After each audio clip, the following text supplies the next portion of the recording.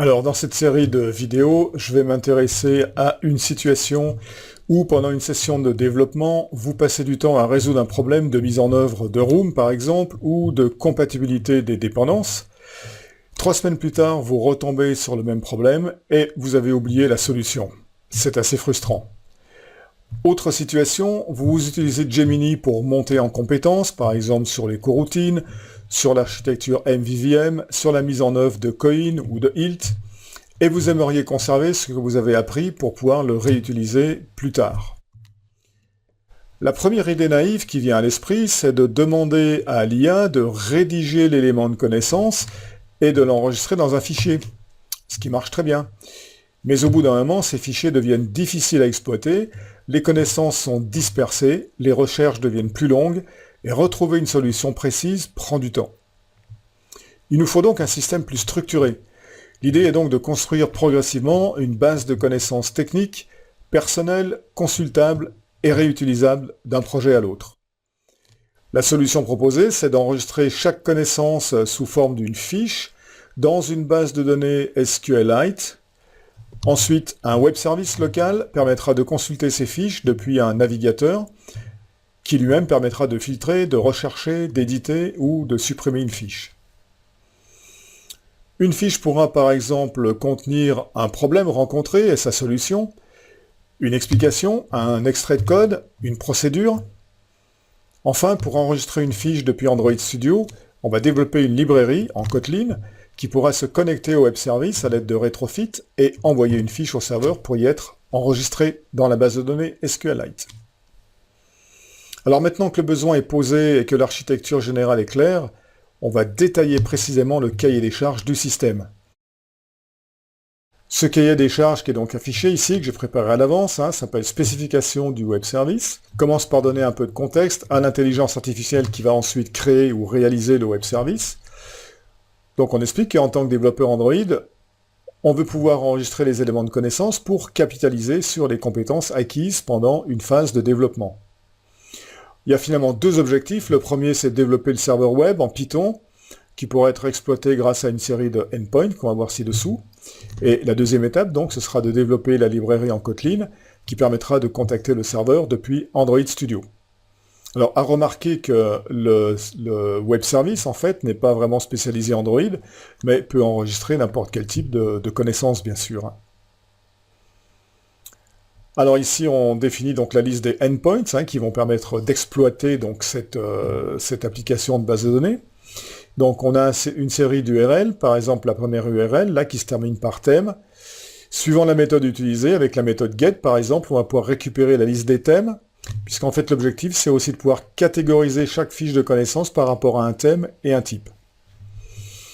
Avec la méthode post, on pourra créer un nouveau thème. Pareil pour la liste des types. Get, donc sur cette URL /type, avec la méthode get, on pourra récupérer la liste des types, et avec la méthode post, on pourra créer un nouveau type.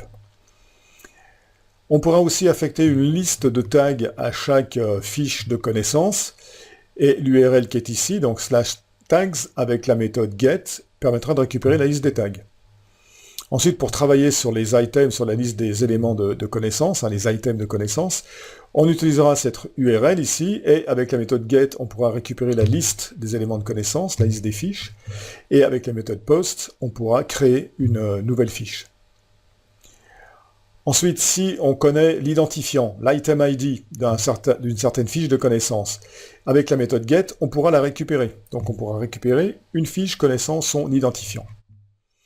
Et avec la méthode put, on pourra modifier cette fiche de connaissance. Et enfin, si on utilise la méthode delete, on pourra supprimer cette fiche de connaissance. Un petit nota bene ici pour indiquer que tous les échanges entre le client et le serveur vont utiliser le format JSON. Donc ce qu'on va échanger avec le web service, ce sont des objets JSON. Une petite note aussi, ici, pour indiquer que le endpoint qui permet de récupérer la liste des tags va retourner une liste distincte. Le programme Python fera en sorte d'extraire et de dédupliquer les valeurs individuelles de chacun des tags. Ensuite, on donne le schéma relationnel de la base de données qui va permettre d'enregistrer nos fiches. Donc, on voit qu'il y a 3 tables. deux tables ici qui sont des tables de référence, l'une permettant d'enregistrer la liste des thèmes, l'autre permettant d'enregistrer la liste des types. Okay, chaque table ayant bien sûr sa clé primaire. Et puis pour un thème, comme pour un type, on a le nom et un icône textuel. Et puis la date de création. La table principale, c'est la table Knowledge Items, qui permet d'enregistrer chaque fiche. Donc une fiche, c'est un titre, c'est une description, c'est un champ où on pourra stocker du code, un code Python par exemple, ou un code Java, ou tout autre style de langage de code. On a aussi un champ solution, dans le cas où la description, ici c'est la description d'un problème, on pourra enregistrer la solution à ce problème dans ce champ. Ensuite le champ tags permettant d'enregistrer la liste des tags, et puis deux champs de maintenance, ici la date de création et la date de modification de chaque fiche de connaissance. On donne ici une information pour indiquer comment sont stockées donc la liste des tags. Une liste de tags, c'est une liste de mots-clés séparée par une virgule. Ensuite, pour remplir un petit peu les tables thèmes et types, j'ai indiqué ici une liste de types par défaut, puis une liste de thèmes par défaut, bien sûr ces deux listes pouvant tout à fait changer. Ensuite on indique comment enregistrer une fiche, donc la requête HTTP complète, on sait que c'est une requête POST avec la méthode POST, sur cette URL, donc localhost. A priori, moi je vais utiliser le port 8002, mais bien sûr vous pouvez utiliser un autre numéro de port, /API, /knowledge. Et comme c'est une méthode POST, on peut, dans le corps, dans le body de la requête, ici, spécifier donc l'objet JSON permettant d'enregistrer une fiche de connaissance, en spécifiant donc le titre, le nom du thème, le nom du type, la description, le code, la solution et la liste de tags. On indique en dessous par un petit nota bene que le client qui envoie une fiche au serveur pour être enregistré va envoyer en fait le nom du thème et le nom du type, plutôt que des IDs, plutôt que des identifiants, et c'est le serveur qui va résoudre en fait les identifiants correspondant en base. Ok, on va voir juste en dessous ici, comportement du web service, que si le thème n'existe pas, il sera créé automatiquement avec un icône par défaut, et si le type également n'existe pas, il sera créé automatiquement. Donc c'est le code, c'est le programme Python qui en fait va s'occuper en fait de gérer en fait le nom des thèmes et le nom des types. Ensuite, on indique la validation, c'est-à-dire pour être valide et pour être enregistré, un objet JSON devra obligatoirement avoir un titre, un nom de thème, un nom de type. Quant aux autres propriétés, elles sont optionnelles. Un tableau qui donne des informations ici sur chacun des champs, titre, thème, type, description, etc. Le type de données, donc c'est des champs string, ceux qui sont obligatoires, ceux qui sont facultatifs, une description rapide du rôle de chaque champ pour donner un peu de contexte, et un exemple de valeur. Une information ici concernant la modification d'un item ID. On nous dit effectivement que tous les champs sont optionnels et seuls les champs fournis sont mis à jour. Les autres conservent leur valeur existante. Ensuite, des informations sur le formatage du texte, je passe rapidement. Une description de l'interface utilisateur. La base de connaissances, bien sûr, est consultée via un navigateur Internet, un navigateur web. Sur le panneau latéral, on va avoir un certain nombre de statistiques, qui peuvent varier, bien sûr, qui peuvent s'adapter. Le nombre total de fiches, le nombre de fiches dans un thème, le nombre de fiches dans un type, le nombre de fiches, le nombre de tags distincts.